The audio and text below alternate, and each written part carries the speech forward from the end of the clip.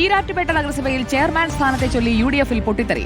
Council വിട്ടുനിൽക്കുമെന്ന് ലീഗിന് കോൺഗ്രസിന്റെ കത്ത്. 2 ടേമായി ചെയർമാൻ സ്ഥാനം നൽകുമെങ്കിൽ 2 വർഷം വേണമെന്ന കോൺഗ്രസ് നിലപാട് ലീഗ് അംഗീകരിക്കാത്തതാണ് പ്രതിസന്ധിക്ക് കാരണം. അതിനിടെ ചെയർമാൻ സ്ഥാനത്തെ ചൊല്ലി മുസ്ലിം ലീഗിലും ഭിന്നതയുണ്ട്. സ്ഥാനത്തിനായി ജില്ലാ സെക്രട്ടറി ബാസിത്തും BP നാസറും രംഗത്ത് വന്നതാണ് പാർട്ടിക്ക് തലവേദനയായത്. അഖിൽ കെ നമുക്കൊപ്പം എത്തുകയാണ്. Akhil K, good evening. Erattupetta നഗരസഭയിൽ ചെയർമാന്റെ കാര്യത്തിൽ പൊട്ടിത്തെറിച്ചു നിൽക്കുകയാണോ? മുന്നണിയിൽ ഒരു തീരുമാനത്തിലേക്ക് എത്താൻ കഴിയാത്തതിന്റെ പ്രധാനപ്പെട്ട പ്രശ്നങ്ങൾ എന്തൊക്കെയാണ്?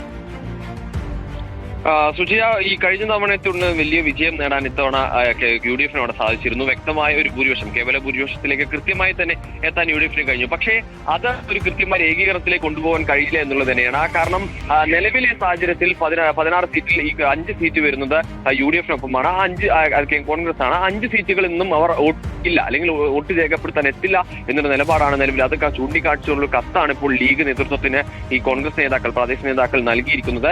അതിന് പ്രധാനപ്പെട്ട കാരണം എന്ന് പറയുന്നത് ഈ 1 വർഷക്കാലം നൽകാമെന്ന്, അതായത് ചെയർപേഴ്സൺ സ്ഥാനം 1 വർഷക്കാലം നൽകാമെന്നാണ് ലീഗ് പറഞ്ഞിരിക്കുന്നത്. അത് ഏറ്റവും അവസാന ടേമായി നൽകുമെന്നാണ്.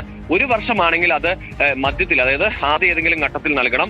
ഏറ്റവും അവസാനം നൽകുകയാണെങ്കിൽ അത് 2 വർഷമായി നൽകണം എന്നൊരു ആവശ്യമാണ് ഇത്തരത്തിൽ ഈ കോൺഗ്രസ് നേതൃത്വം മുന്നോട്ട് വെച്ചത്. പക്ഷേ പൂർണ്ണമായും ഈ ലീഗ് നേതൃത്വങ്ങൾ ലീഗ് കൗൺസിലർമാരൊക്കെയുള്ളവർ തള്ളിയതോടെയാണ് ഇത്തരത്തിൽ ഈ 5 മെമ്പർമാരും വോട്ട് രേഖപ്പെടുത്തില്ല എന്ന് കാണിച്ചുകൊണ്ട് ഇപ്പോൾ ലീഗിന് കത്തയച്ചിരിക്കുന്നു. അതിൽ പോലും ചർച്ച തുടരുകയാണ്.